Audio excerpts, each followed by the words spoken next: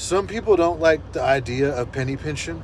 I had some people criticizing me in the video I made, like one of the latest comments on the video of how to get rich in trucking as a company driver, and I'll leave the link to that in the description.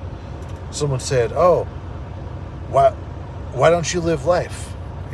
How is someone who's making $50,000 a year pocketing all his money doing better than someone at Walmart with the house, boat, cars, or whatever?" It's because that person cannot control their money. Having all these toys and one, job, one income stream to pay all that, that means that you're not good with money. That's all that means.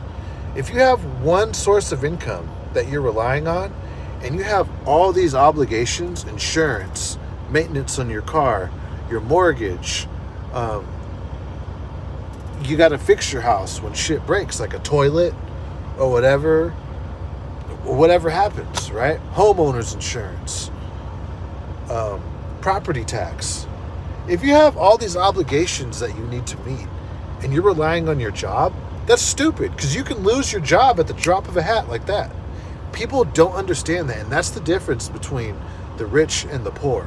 That's the difference between the top 1% and everyone else. Everyone else really needs to keep up with the Joneses. So, let me get my gloves real quick.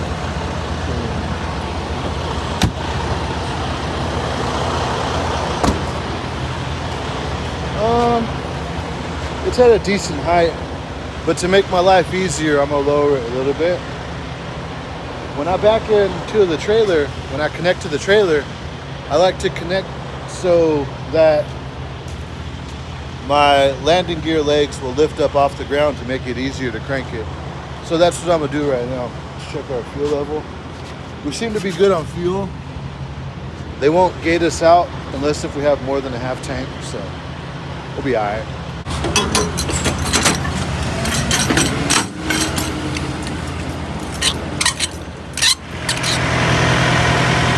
That's good.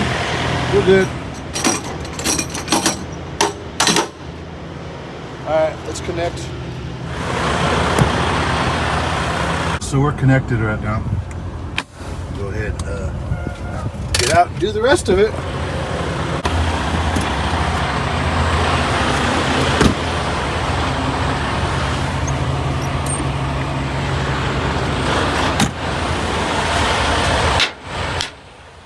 Check on my handle. We're good. Handle's in. Let's go under here.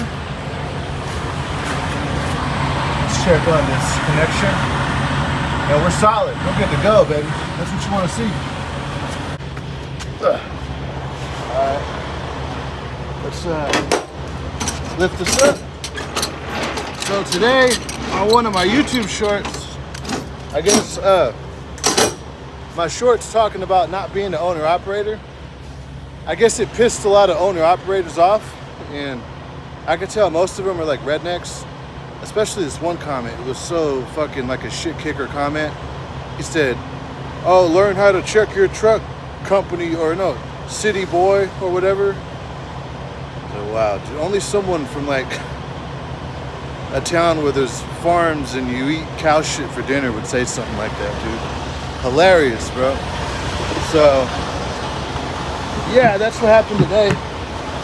I woke up and I saw that comment. I was like, wow, dude. That is some straight redneck shit. I can't even be mad at it. Make sure there's not a lot of damage on here. I like to check the side like this for dents, because a lot of the times when people back in real hard, they'll dent this part of the body, right? Got a little scratch right here, as you can see. Yeah, if you hook up to different trailers, you want to document shit. Check the tandems. We're good. Pins are out.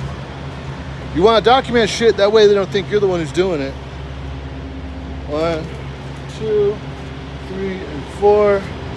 Other blinker, good. All my lights are working. Throw a lock on this shit.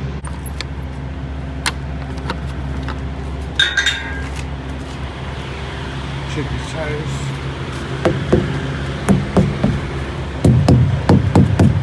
Yes, I actually get down and inspect. I left my flashlight in the truck. I'm gonna go get it right now. My pins are out. My sliding pins are out. We're good.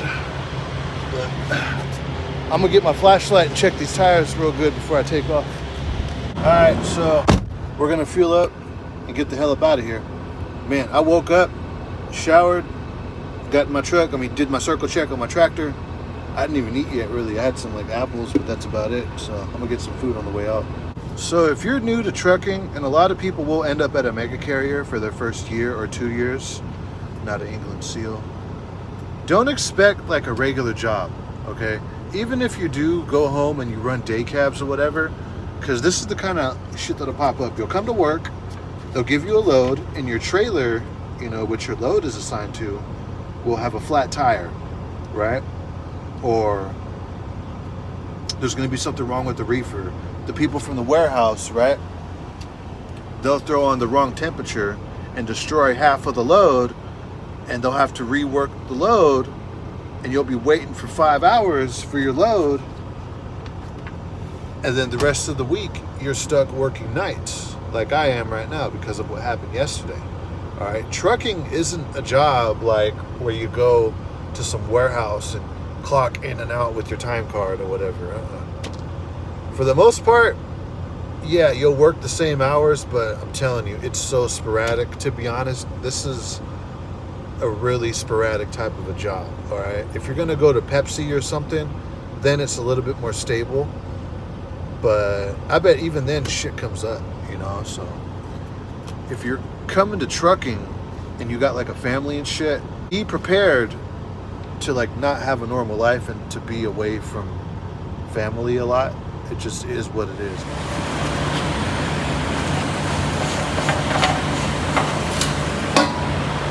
Now usually I can just throw it right in when it comes to the reefer.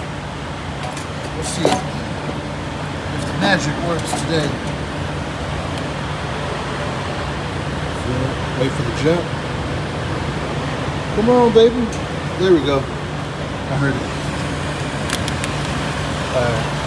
We're good.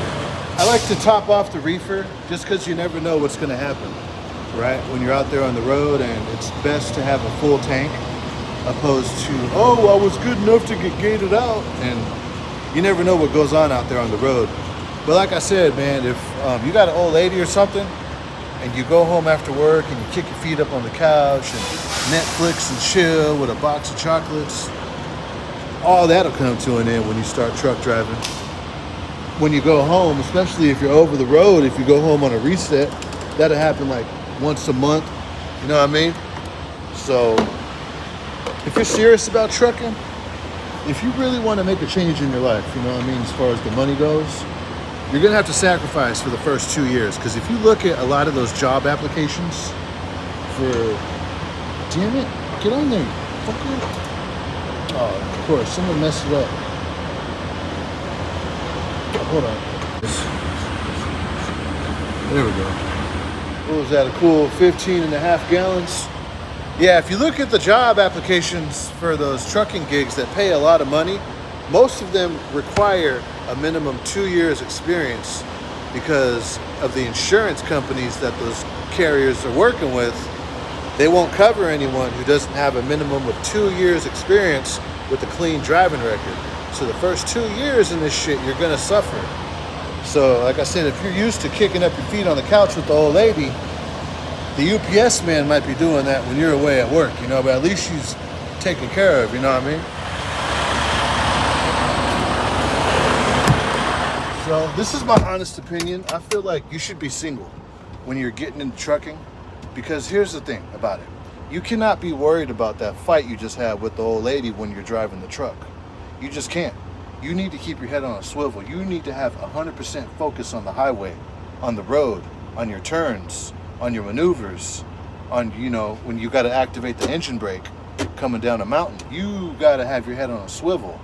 And to be worried about what's going on with the old lady, that's a real reason why a lot of trucking accidents happen, is because people got their mind somewhere else. Think of it.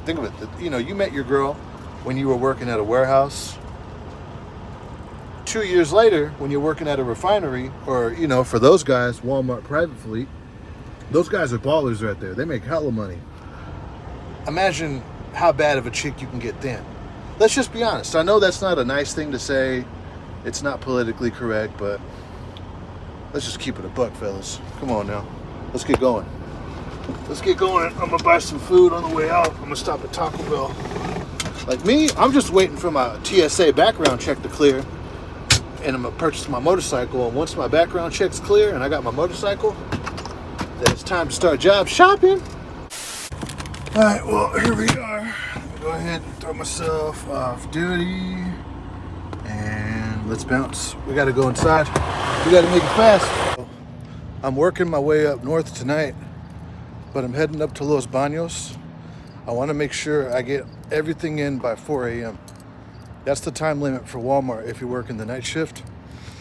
All of your deliveries have to be in the store. Well, you got to be arrived on the property by 4 a.m. So I want to hurry up and get her done. It should work because these first 2 stores only have like 3 pallets and the rest is for Los Baños. So we'll be all right, but I don't want to lag.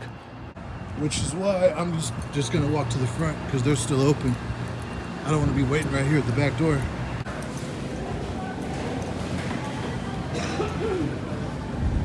Alright, that was pretty quick. They dumped out 2 pallets. Now I'm going to Merced and they got 3. I think I'll be alright. I think I'll definitely make my appointments. Make all my stops, you know, on time.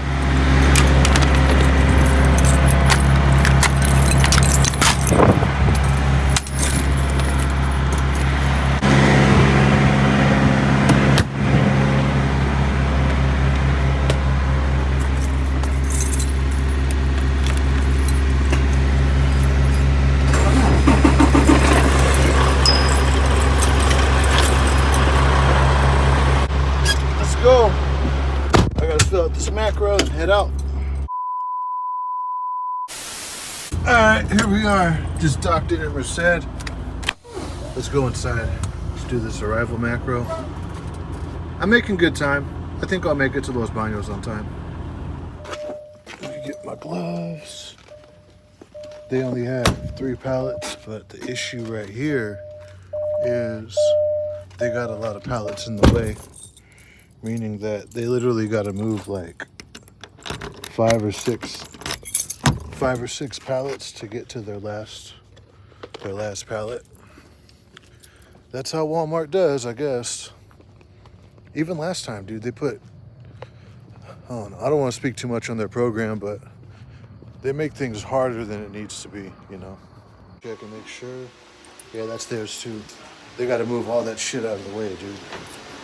Sucks. So we got to put all this shit back in these heavy pallets. See how Walmart treats their people, dude? Horrible, man. These pallets like this and like dairy, really heavy.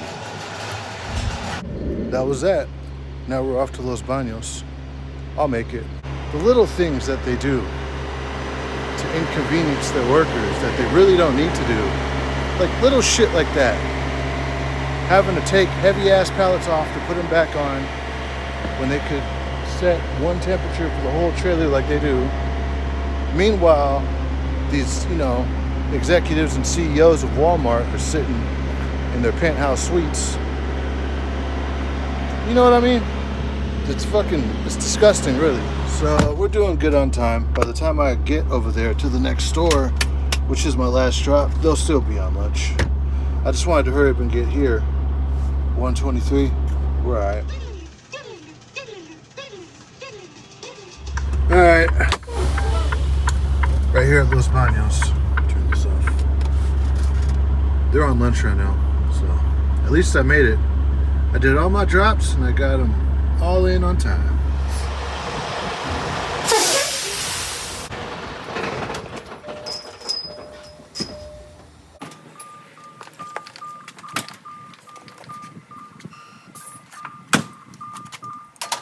Alright, so I got all my shit and I could hear them. Sounds like they're ready. Let's go get unloaded. So these are what you call bulk doors, bulkhead doors. It separates different temperatures. I got one up when they move this shit out of the way. I'll get that one up too. That plus the landing gear is the most physical part of my job. It's pretty windy out here right now. It feels good actually. It's like a perfect temperature out here. I got a 3-hour trip back to Bakersfield. It's like 2.5, but 3 hours pretty much.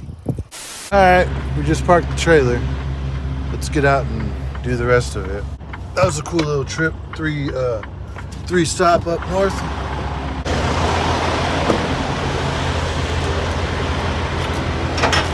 Cool. Nice.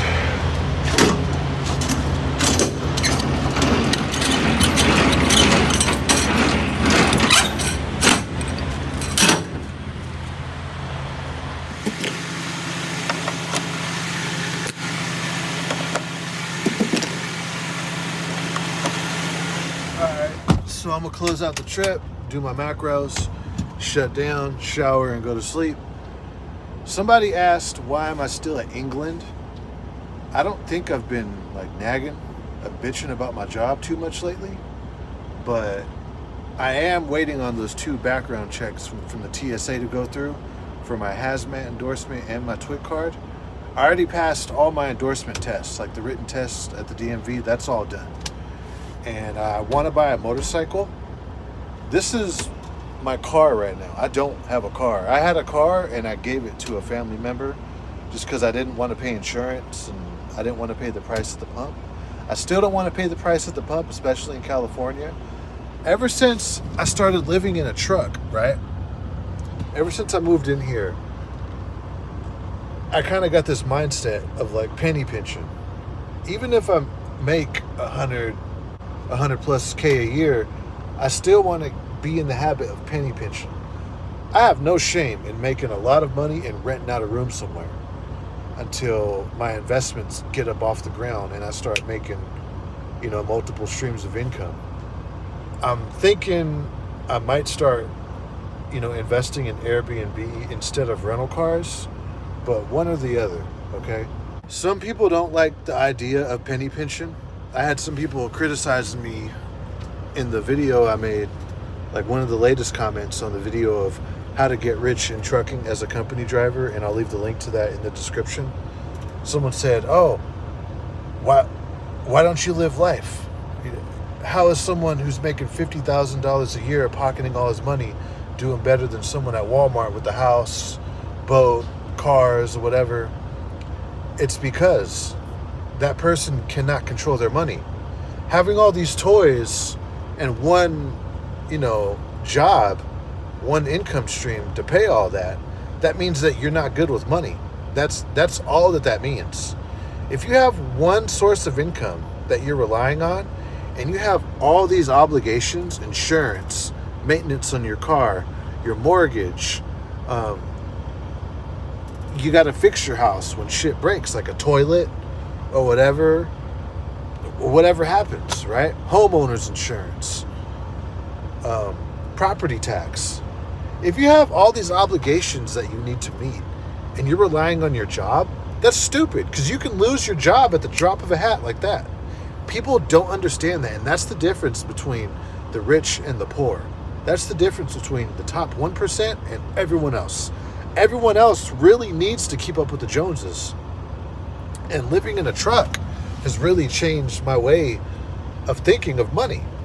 Like, this is the way to live. This is a mindset right here, living in a truck. This is why a lot of truck drivers are ballers. I feel like truck drivers who live in the truck, who experience this for a long time, they really get it. Once you have this feeling of going in your bank account and your other accounts, right? Like whether you're doing Goldman Sachs, Fidelity, Charles Schwab, or whatever, and you see your investment portfolio and you see your dividends are starting to stack up, and you see all your investments and your stocks and all that shit, right? And you look at that, it changes the way you think about money. You're like, I'm really doing something here. People who would be spending all that money not on stocks, not on an emergency account, right? They don't have money. They have toys. They have liabilities. They do not know how to control their money. So that's what I'm all about. When I get off the truck and I'm making a bunch of money, I'm still going to be controlling my cash flow. And you should too. That's the number one message I want to get through on this channel is learn how to control your money. Rich people control their money. Their money doesn't control them. And once your money starts controlling you, you're broke. Even if you're making 100 grand, you're broke. And I don't want none of my viewers to be broke.